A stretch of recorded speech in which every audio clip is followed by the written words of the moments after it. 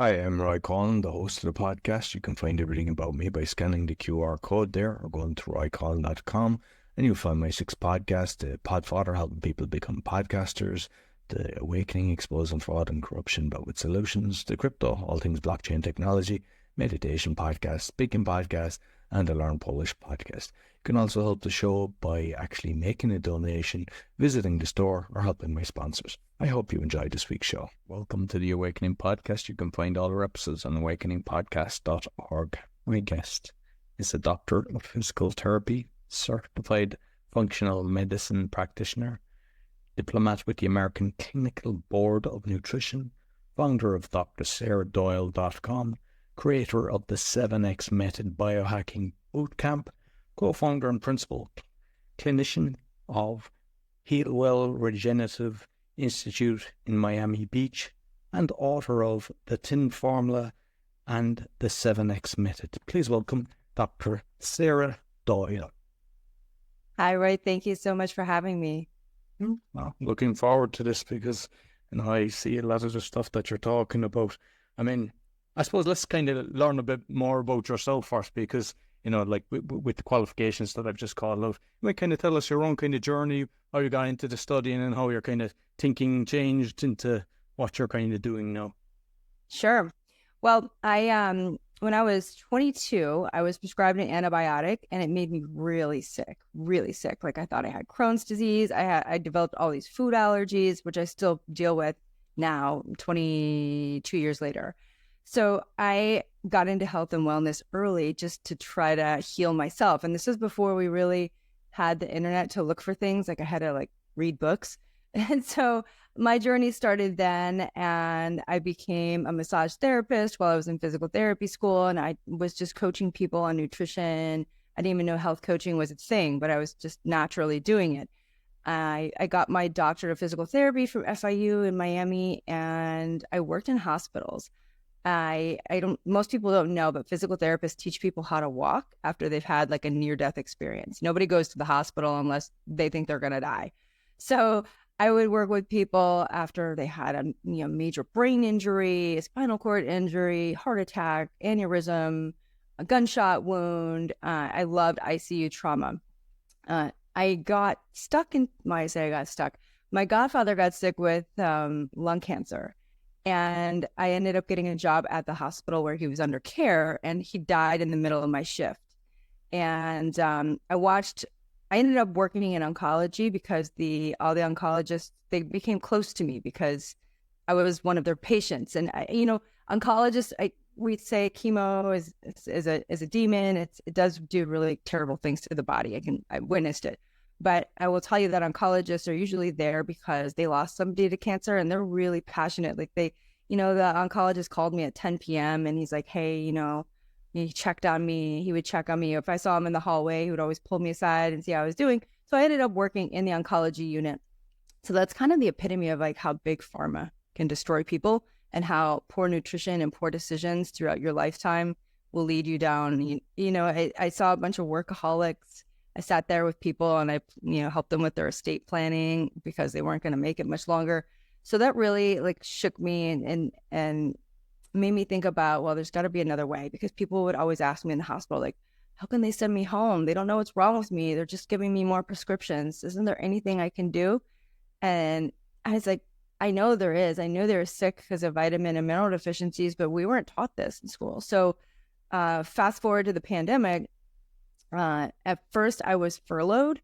And when COVID first happened, people were going to the ER and they were just intubating everybody, right? I don't know if you remember that. They were then we're couldn't find enough ventilators and this and that. Well, so when somebody is intubated for a prolonged period of time, their throat is dilated and it disrupts the swallowing reflex.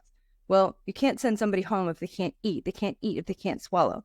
So all of the therapy budget was going towards speech therapists, which teach people how to swallow. So physical therapists were sitting at home I sat at home for 3-4 months. So I took this opportunity, instead of just binge watching Netflix, I took the opportunity to do an accelerated program, and I got the functional medicine certification. And then I went back to work in COVID ICU, and that was the nail in the coffin, no pun intended. But, that was I was I've had enough of watching people die. And so I just went full time with my coaching program, and I ended up specializing in women's hormones, women's health. I don't know how it is in Europe, but in the United States, an OBGYN has, which is the obstetrician gynecologist, the vagina doctor. She delivers babies, does all that stuff, has very little education on menopause. And perimenopause is like a second puberty, and women spend 30% of their life in menopause, and their body's dramatically different. And same thing with men in andropause. As they get in their 60s and their testosterone drops, they're also, it's like another puberty, and our bodies change. So that's been my specialty as a coach. And then I wrote the 7X method. We can dive into that in another question, but that's like me in a nutshell. That was my path. I got sick. I started teaching people how to be better. I worked in trauma ICU, loved it. COVID ICU gave me anxiety and panic attacks, and it pushed me into, I think it's really great because I can serve people in underserved areas, using a telehealth model. I can go into remote cities and help people who would have to drive 100 miles to see a holistic doctor. People who their primary care doctor or the American medical system is failing them, and it's more meaningful, and it's obviously I'm passionate about it. Like, I'm just curious. I mean, you've worked in the hospital, and it's something that I find frustrating. I mean, we know that when we're ill, the best thing that you can do is actually sleep to, recuperate. But they wake you up at 6 a.m, they have lights on, and it's just constant. They don't let you sleep. They feed you with the crappiest of food. And also, this is something I just learned recently, but like 100 years ago or whatever, apparently linen is better for recovery, and they took that out as well. And like, why are they doing? It's like they're trying to keep you sick or whatever. I mean, we know that from the medical industry anyway. But it's like, if you just look at simple things like that just healthy food in a hospital, like, it's crap. And I mean, I'm talking from even when I was younger, like that, and it's got worse. Yeah, I agree. Yeah, the Bible says to use linen, right? God told us everything we need to know. And not only that, but the radiation. So as a side note, because I post on Instagram all the time. So I've got one of those like little EMF detectors when I was in the hospital, and I was like, I wanted to see how much Wi-Fi, how much radiation is inside the IC. It's like off the charts. Like, I was the front seat of your car, lots of radiation. I was sitting at the nurse station where all the computers and all the monitors are, tons of radiation. Inside the ICU, horrible, because there's all those monitors around. So you have all that EMF, which agglutinates the cells, make your red blood cells stick together. So if they're stuck together, they can't carry as much oxygen. So you become more hypoxic. I mean, death is hypoxia, right? So it's yeah, you're right. And like, I assume it's the same in the States, but what I see in Poland is all these 5G towers. Not only are they in schools, but they're all in hospitals. So like, the last place they should be is on a hospital, but that's where they put them. So, it just shows the powers that be what they're doing. Yep, exactly. So there's the one story on one of the shows that you were on, and you were talking about a young girl, I don't know, was she 10 or something like that, 8 or 10, and it was because of creams with the parents. You might just touch on that, because I thought that was fascinating.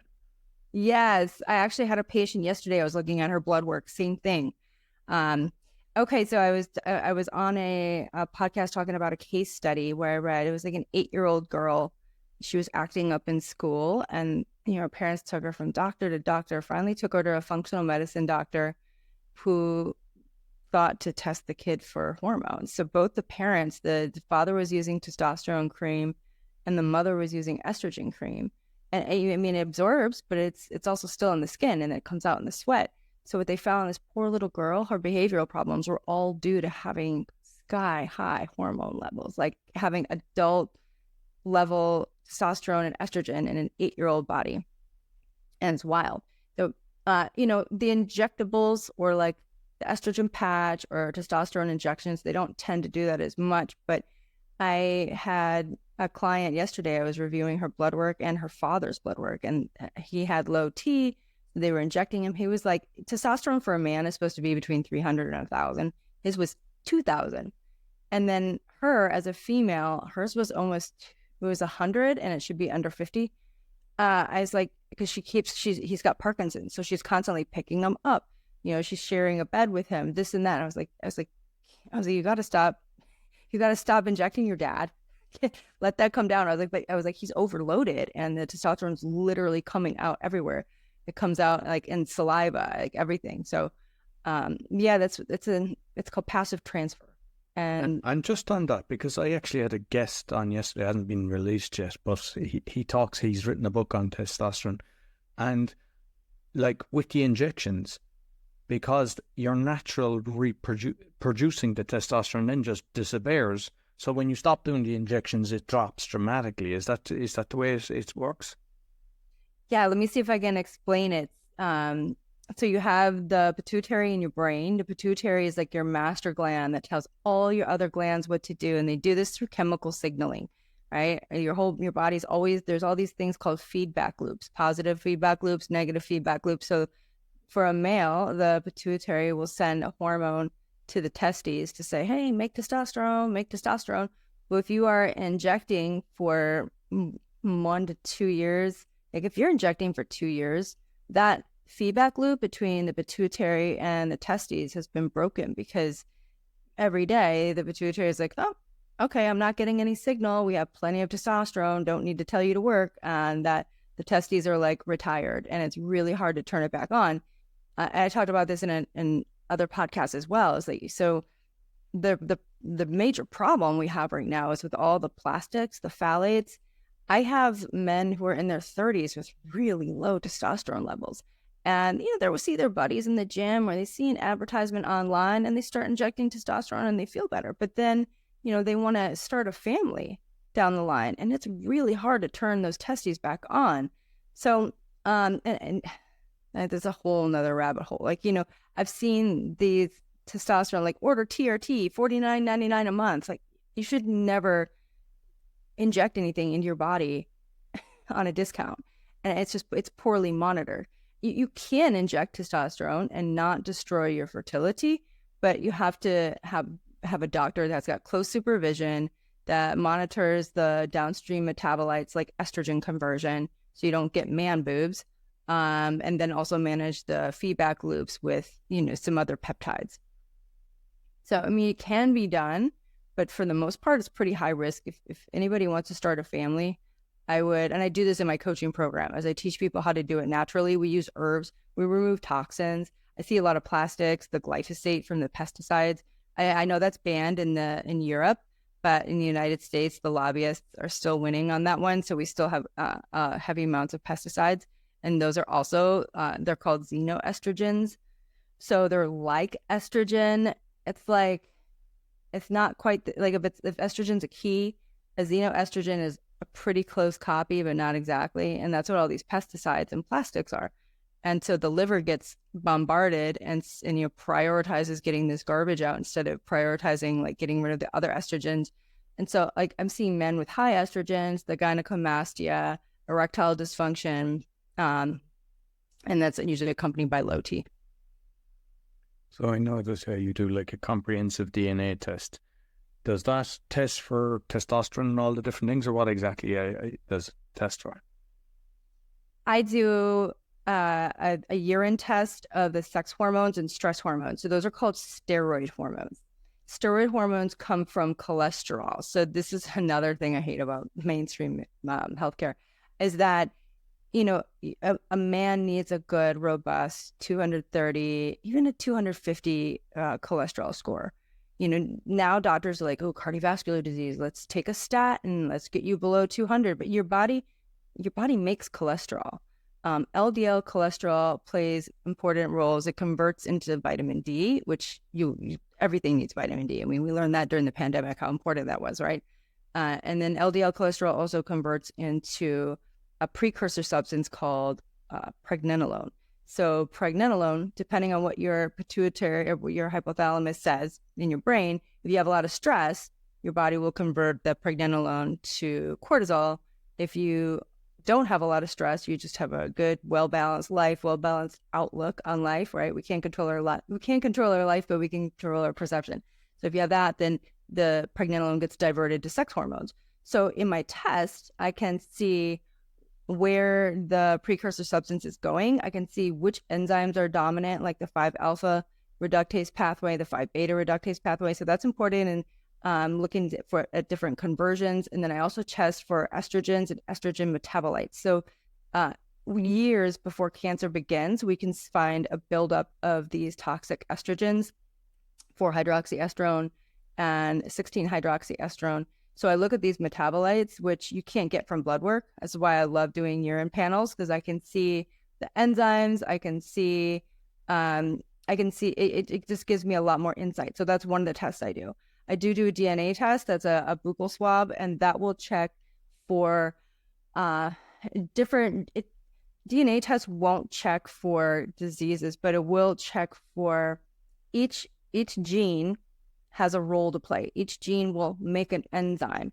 So if we look at these genes, and there's we call it a single nucleotide polymorphism, an SNP.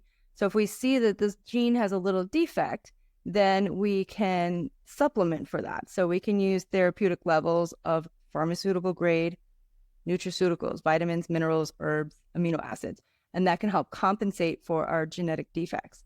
I love the DNA test because we can narrow down. We only take what we need.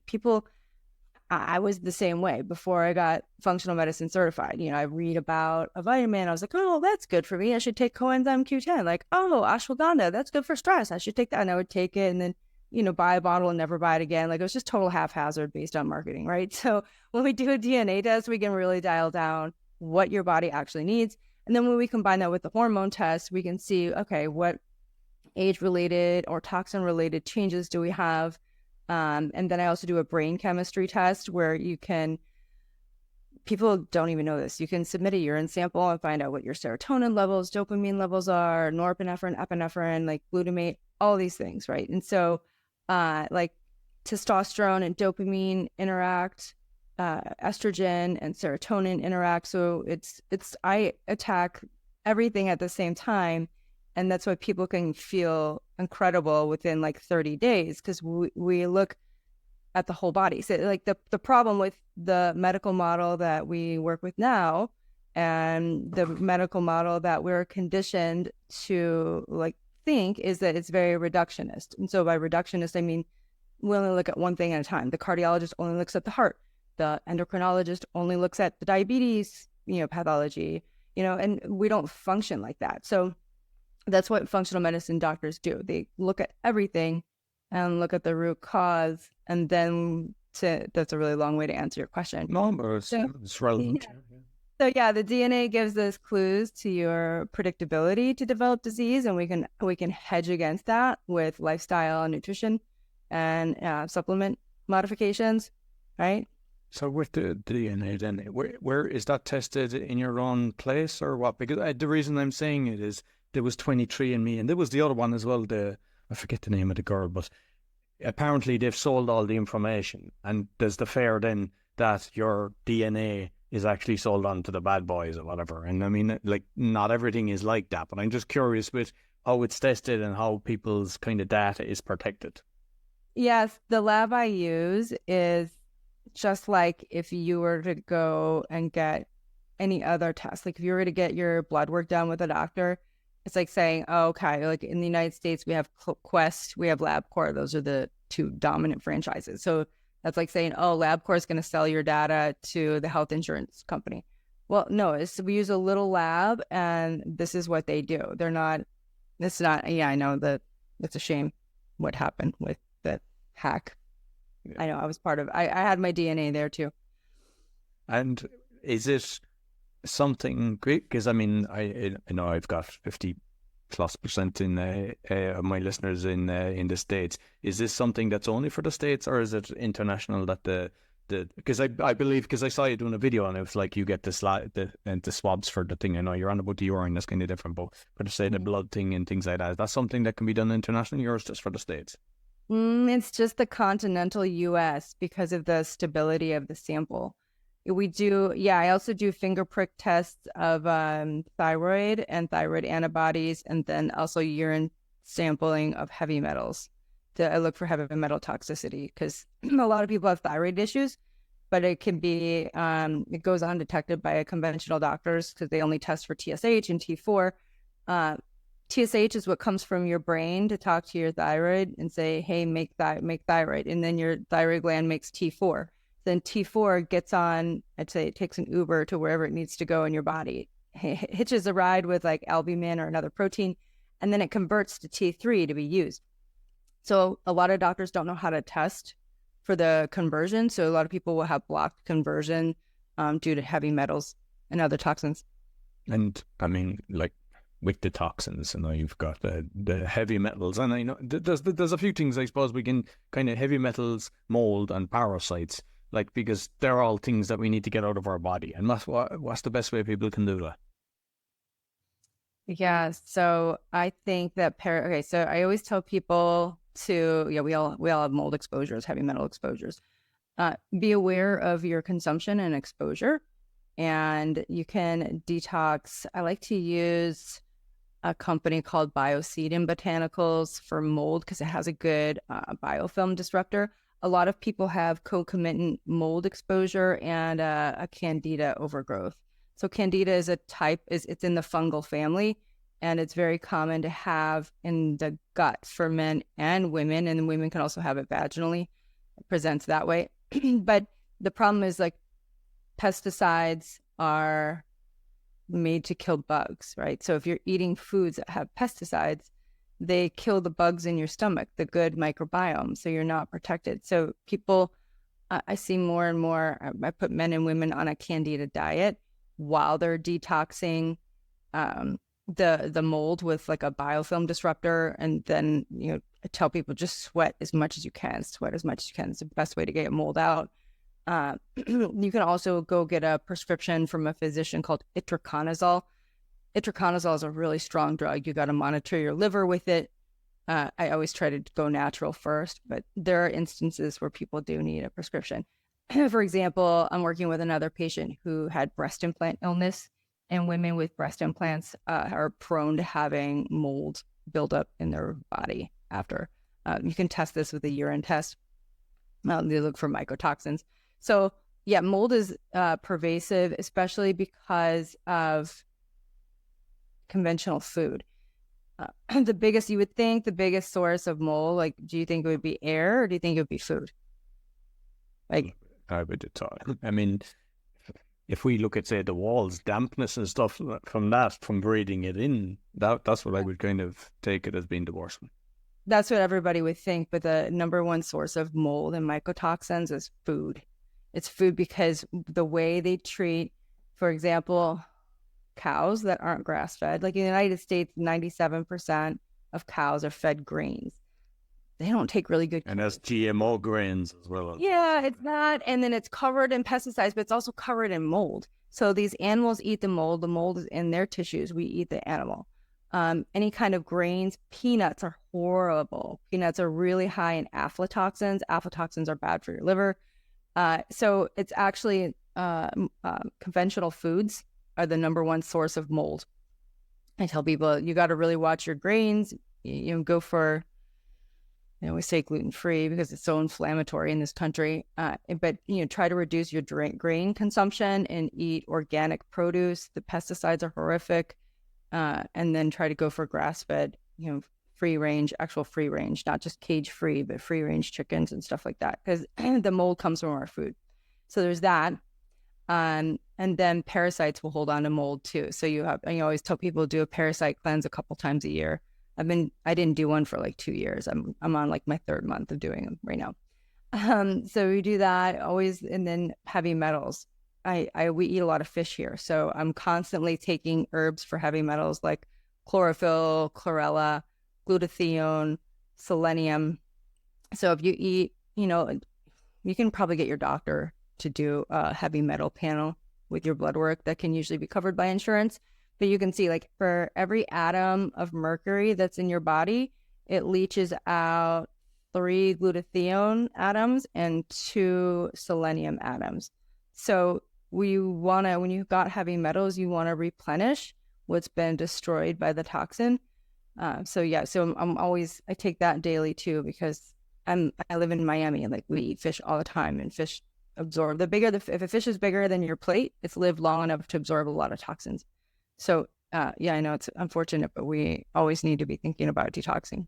And with like the massive increase in Alzheimer's, I believe that's the heavy metals that are going to the brain is what's the main reason behind that, yeah. So I mean, that's part of it. Alzheimer's is type 3 diabetes. It's diabetes of the brain. It's uncontrolled blood sugar. I was listening to a doctor from Cornell. She had devoted her life to researching Alzheimer's, and then she shifted over to menopause research.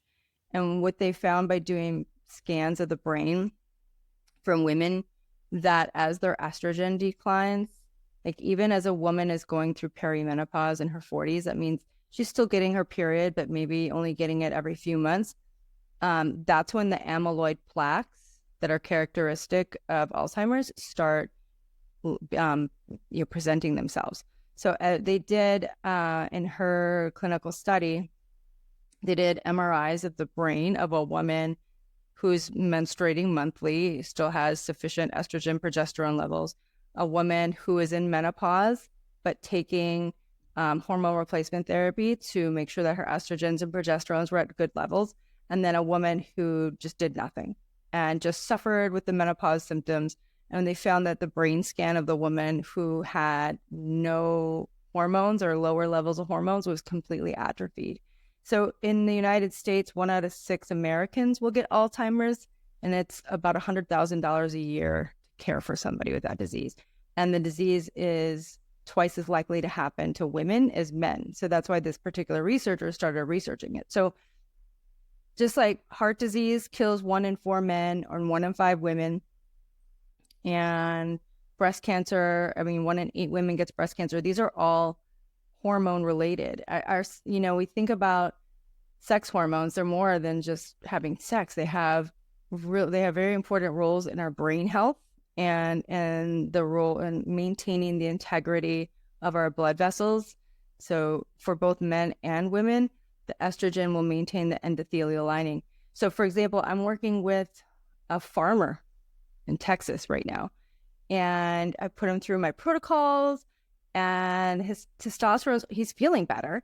He's able to have erections without taking Viagra, which is a win for him, but we retested and he's still not at optimal levels. So I was like, look, what's your pesticide exposure? And, he's still being exposed to pesticides. So I'm going to have to work with him to do really intense detox in order to get everything online, because he's not making enough estrogen and progesterone to protect his blood vessels. Like, my goal is to protect people from dying of a heart attack or dying from a stroke. And so it starts, in midlife. These diseases take 10, 20 years to develop, but you have to address them in midlife in order to truly prevent them. And with I see the Alzheimer's in Ireland, just with the neighborhood I was in, it's more than 1 in 6. It looks like it's massive. It's just increasing. That is like nearly everyone I know, and I've talked to my mother, well, she's got it now, and it's so I think the numbers are actually worse. It's scary. Yeah, but I'm not sure about in Poland, because I wouldn't be talking to people like that. But in Ireland, the cholesterol, they were all putting people on the cholesterol levels, because 1, it's a patient for life, 2, they're getting the kickback. But unfortunately, then there's the side effect, and it's just a chain reaction. And I'm coming across people they're on 20 meds and everything, and it's so sad that and I think people have to stop kind of putting their trust in the doctors, because there's genuine doctors like yourself. There's a lot out there that are really trying to help. But I've seen so many cases where even somebody figures out a way themselves how to heal themselves. They go to their doctor, and their doctor goes, "Good job," and then they just prescribe the exact same thing to the next person with the same ailments. And it's it's kind of sad that it's kind of like that. So people have to kind of look after themselves to be kind of, but I suppose the main thing is what I'm touching on there is the chain reaction with all these meds. And there's no testing done with a combination of a concoction of 20 meds. You're right. That's the reductionist model. All the clinical studies are done on single interventions with no confounding variables. exactly. Because that's the way the body functions. We're like a symphony, and a doctor only wants to look at the violin. So your book, then, you might tell people what exactly you're covering. I mean, a lot of it is probably what we've covered. Yeah, no, we haven't talked about it at all. 7X method. I was traveling by myself in 2020. I went to Central America to get dentistry done at a biological dentist because it's in the United States. It was like 30 grand to get done what I wanted done. And I was like, that's just a little crazy. So I have friends there's a lot of people in the US moving as expats in Central America. It's a trend here. Can't afford to retire here. So I stayed with my friend, and he's like, oh man, you got to meet this guy in town. You guys are always talking about energy. And I was like, you guys are so I meet him, and he's a liaison for this quantic medicine program in Guadalajara, Mexico. And they don't really want Americans knowing about this, but there's a little healing center. Yeah, they don't want us to screw it up. There's a little healing center where they're healing people from cancer using food as medicine. Like, people go in with all these biomarkers of illness, and after 30 days or 60 days of this food regimen, they do juicing, and it has to do with the sun and the moon, they're better. So there's like 12 books that they're transcribed from Spanish to English, and I got through like some of the first one. So I only have the basic timed eating disease prevention protocols, but I started eating that way. And like I said, I had been so sick from that antibiotic. I had tons of food allergies. Like, a lot of my food sensitivities went away. I used to be like, I could never fall asleep before midnight unless I had a fever, and I started sleeping at like 10 o'clock and waking up with the sunrise. I used to need 3 alarms to wake up my entire life. So I was like, wow, like my stomach feels better. I can eat more foods that I used to be allergic to. I'm like, there's really something to this. So I started bringing it into my coaching program, and I'd made like a little diet plan, a meal plan, a 7-day reset. People sign on with me and they want to get started right away, but I have to order the labs. The labs have to go to their house. So while they're waiting for that, we jump right in with the 7X method, and we start with the eating plan.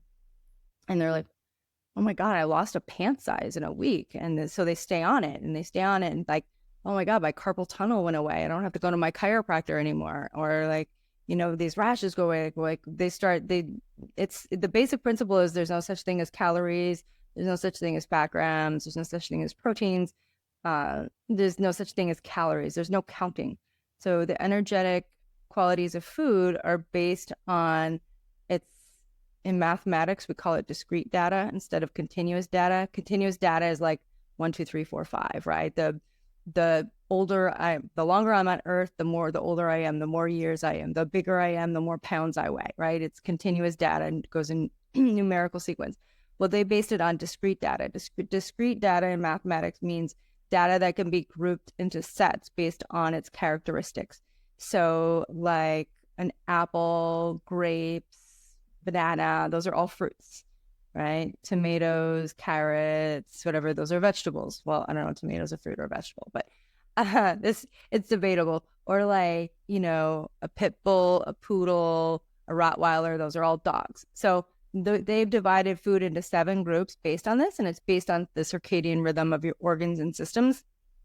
We have our main circadian rhythm, which is our sleep-wake cycle, where, in response to light, the pineal gland stops making melatonin, and 30 minutes later, your adrenal glands give a big burst of cortisol, so you're on with your day. So that sets the pace for all your other peripheral clocks in your body.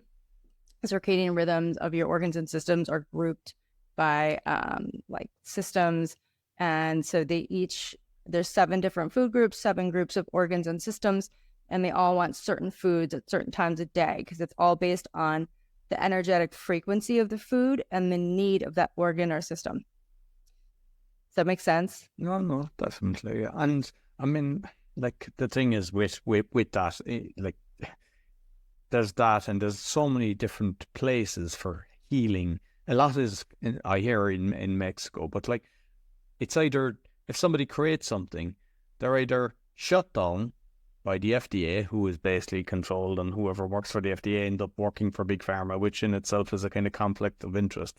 And like the big pharma gives half their money towards the FDA, which is another conflict of interest, and how that's allowed is kind of a bit frustrating. But you see a lot of people, they create something, they disappear, or else they buy it and they never use it. And that's on so many things, not just medicine, but it's on kind of energy as well. And it's like human nature, yeah. But like, yeah, energy we get, but we're talking about people's lives, and it must be frustrating, and the fact that you've been in a hospital and everything, that you know that this could be a million times better, but it's orchestrated that it's not. Mm-hmm. I know, it's a shame. I'm trying to bring back the power of plant medicine. And like this is one as well, that antidepressants. I mean, I remember, I don't know what book I was reading. I mean, I read 100 books, but it was like the side effects is suicidal tendencies. And, when I kind of saw it, I was like, so like, unfortunately, the way there's a lot of people living in fear at the moment, and even financially and everything, it leads to depression. And with the 4 years of craziness that we had all taken out of our lives, there was so much fighting going on in-house, just because one partners weren't used to spending so much time together, or else they had different belief systems. And then a lot of people then started going on to the depression tablets. So maybe just finally, you might just touch on that, like that, the dangers of kind of antidepressants. Well, before I decided to be a physical therapist, because I love biochemistry, I'm really good at organic chemistry. There's no calculators, you just draw pictures. So I was thinking of being a pharmacist. So I did some shadowing at a compounding pharmacy in Fort Lauderdale, Florida. And it was I spent one afternoon there. I couldn't believe how many people were on Xanax. Like, that's the benzodiazepine that's for anti-anxiety. Like, unbelievable amounts of Xanax. And yeah, there's a lot of antidepressants too. Antidepressant use goes up for women as they go through menopause because, like I said, doctors are not trained in menopause, and they don't realize the interrelationship between hormones and brain chemistry. So when hormones are not properly managed, the brain chemicals fluctuate. So a woman feels like she's going crazy, and the doctor's like, oh, it's all in your head, and they just slap on an antidepressant, but that's not getting the root cause. I do, like I said, I do urine panels of brain chemistry. So I see a lot of brains, and I can see the effects of long-term poor nutrition, lack of vitamin and mineral deficiency. So your brain needs certain vitamins, certain minerals, and it needs to have certain enzymes producing things in order to make these brain chemicals. So just taking an antidepressant doesn't address the root cause. And I help people get off antidepressants. Like, for example, I mean, they all have side effects. And I had this woman who, she was in her 60s, and she'd been on this antidepressant since she was 50 because the doctor gave it to her when she went into menopause because he didn't know what to do with her. But she was getting all the side effects, and it was supposed to be a serotonin and norepinephrine reuptake inhibitor, and it was doing nothing for her norepinephrine. Like, she still felt awful, wasn't getting the results she wanted, but she was getting the side effects. So we titrated down slowly. Like a serotonin reuptake inhibitor, that's a lot easier to titrate off of. When you do serotonin and norepinephrine, it can be a little tricky. So I offer on my phone, I have a WhatsApp channel just for my coaching clients. And sometimes I have to talk to them like 2-3 times a day as they're pulling off of these antidepressants and replacing it with vitamins and minerals and high doses of just natural substances. But it can be done, and that addresses the root cause, because the root cause is, your genetics load the gun, but your environment and your lifestyle pulls the trigger. So if we can look at the genetics and then adjust the lifestyle, we can kind of reverse that and help people feel better naturally without all the side effects. The big thing with SSRIs is, not being able to have an orgasm, and that's pretty horrible way to live. Like, I don't know, it's probably one of the best gifts that God gave us. So to not have that in itself is depressing to me. I don't know about you, but so the main thing is that they're just slapping a Band-Aid on a symptom and not looking at the root cause. Nice. Thoroughly enjoy it. You might let people know when they actually get involved, what you do, how, the coaching or the course or whatever that you're doing, and then how they can reach you as well. Oh, yeah, absolutely. You can find me on Instagram. I have a YouTube channel too, but I'm more active on Instagram. It's just like the title of my book, 7X Method. And my website is DrSarahDoyle.com, DrSarahDoyle.com. You can book a call with me, or you can, if you have questions, just find me on Instagram and DM me. I'll be happy to answer any specific questions and help guide you. I do a 10-week bootcamp, like I said. As we enroll, I place orders for all these lab tests to go to your house. We start with the 7X method. We start eating, and then I have a weekly mastermind. I meet at 7 p.m. Eastern every Tuesday, and I teach about a subject, and I open it up for Q&A. I have an online masterclass library of all the content that we talk about. So the reason people are successful is because we meet for at least 10 weeks. Sometimes most of my clients love it, and they'll stay on for like 15 or even 20 weeks because they find so much power in it. And it's kind of like cognitive behavioral therapy in a way. Like, we teach people behavioral changes. They learn something, they get to implement it every week. Like I said, I'm always accessible. It's life-changing for people. So a lot, the people like GAT have tried other programs and failed. They feel kind of hopeless.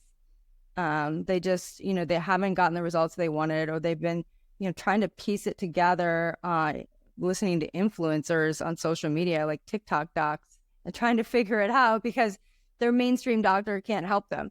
So it's, I want people to know there's options out there. And, I only take on maximum 20 clients a month so that I can give a good level of care. So that's important to me because I was listening, my competition would be like Gary Brecka from the 10X Health System. And I was listening to him being interviewed by that British guy, Diary of a CEO. And he said, what was the one thing that you didn't like about, getting so big? And he's like, I lost that personal touch. I can't meet with people one-on-one. And then that's not what I don't want to get so big that everybody knows me and I hire random people to take care of people. Like, I don't want to lose that personal touch. And I think that's the biggest value I can give to people is they have an ally. They have someone that's going to make sure they're successful. I believe you've a discount code for the listeners as well. Oh, yes, I do. It is Awakening 2000, Awakening 2000 with a capital A. Okay. Yeah, it's a $2,000 discount. We're doing a summer special here. If you go on my website, you'll see it's $5,000. That includes everything except your supplements, because that's different for everybody. It's a personalized plan of care. Yeah, I should say you do get a one-on-one consult with me too. It's not just group meeting, but we do a one-on-one. We get all your test results back and we look at your history, your life, and you get a personalized plan of care.